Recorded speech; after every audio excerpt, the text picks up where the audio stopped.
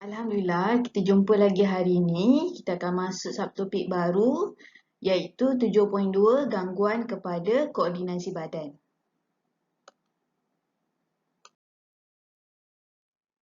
Hari ini cikgu akan bagi tumpuan terhadap apa itu dadah, jenis-jenis dadah, faktor penyalahgunaan dadah dan kesan penyalahgunaan dadah. Jom kita lihat statistik yang dikeluarkan oleh Agensi Anti Dadah Kebangsaan bagi tahun 2020. So, kajian ni dijalankan terhadap 95,505 orang individu yang salah guna dan individu yang menagih dadah.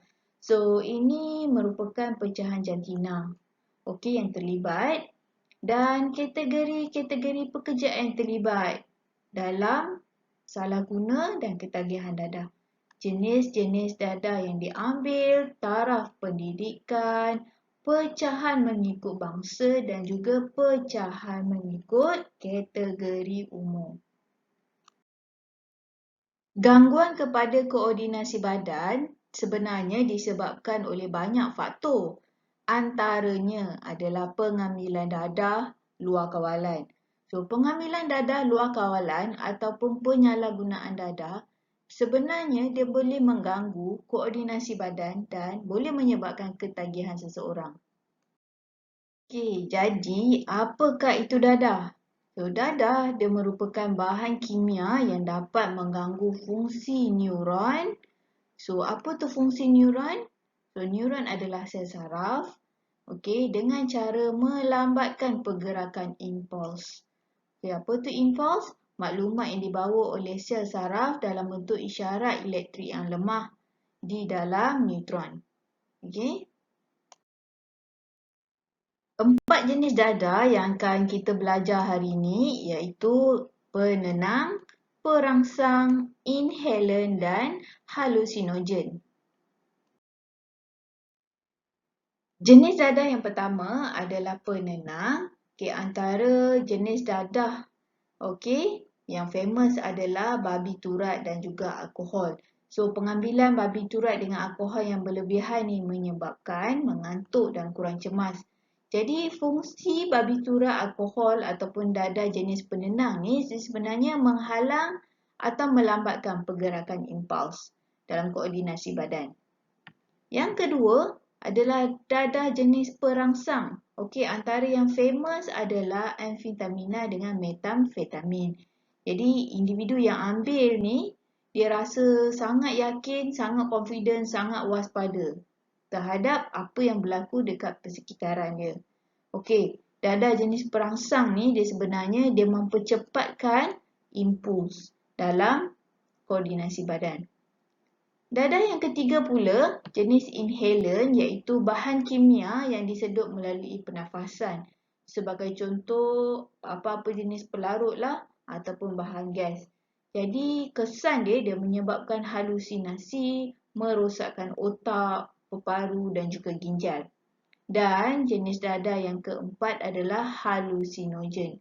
Jadi, contoh dadah halusinogen adalah ketamin, dietilamida asid lysergic.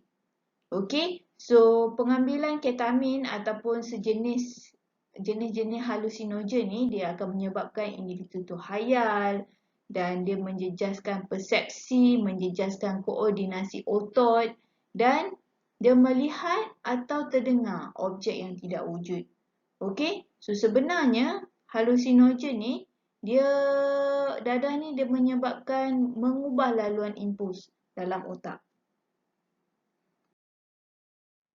Penyalahgunaan dadah sebenarnya berpunca daripada banyak faktor. Antaranya sifat ingin tahu individu, pengaruh daripada rakan sebaya. Ada juga ingin mencari keseronokan melalui pengambilan dadah ataupun penyalahgunaan dadah dan juga ada yang ingin atasi kesedihan, nak lupakan masalah dengan menyalahgunakan dadah. Kesan penyalahgunaan dadah terhadap koordinasi badan. Tadi kita dah lihat bagaimana penyalahgunaan dadah ni yang memberi kesan terhadap sistem saraf, iaitu dia merangsang degupan jantung, kadar pernafasan, tekanan darah individu tu dengan lebih laju. Jadi dia menyebabkan individu dia rasa lebih bertenaga, lebih aktif, mempunyai perasaan tak menentu dan juga bersikap ganas. Selain daripada tu, penyalahgunaan dadah ni juga memberikan gangguan persepsi. Dia berikan halusinasi dan juga ilusi yang tidak benar. Dan penyalahgunaan dadah ni juga dia melambatkan degupan jantung, melambatkan kadar pernafasan dan tekanan darah. Jadi individu ni dia akan lambat bergerak balas terhadap rangsangan persekitaran dia, dia akan berasa mengantuk, dan juga koordinasi otot yang lemah. Kesan penyalahgunaan dadah dan alkohol, cikgu pecahkan kepada dua bahagian iaitu kesannya terhadap koordinasi badan dan juga kesannya terhadap persekitaran fizikal dan mental. Jadi kesan penyalahgunaan dadah dan alkohol ni, dia menyebabkan hormon individu tidak seimbang, pertuturan percakapan dia tak jelas, tindakan refleks yang lambat dan juga hilang keseimbangan badan. Manakala kesan penyalahgunaan dadah dan alkohol terhadap fizikal dan mental, dia boleh menyebabkan sirosis hati, ulcer perut. So, kedua ni, sirosis hati dan ulcer perut ni adalah kesan daripada pengambilan alkohol yang berlebihan. Jadi, pengambilan alkohol yang berlebihan ni dia menyebabkan hati ni tidak dapat berfungsi secara maksimum. Dan juga ulcer perut dia menyebabkan individu tu muntah-muntah, loya. Okey. Selain daripada tu, kesan penyalahgunaan dadah dan juga alkohol ni dia menyebabkan pelakuan ganas seseorang terhadap individu lain ataupun terhadap objek lain dan juga menyebabkan halusinasi. Okey, sekian sahaja daripada cikgu tentang 7.2 gangguan kepada koordinasi badan. Semoga bermanfaat. Terima kasih. Assalamualaikum.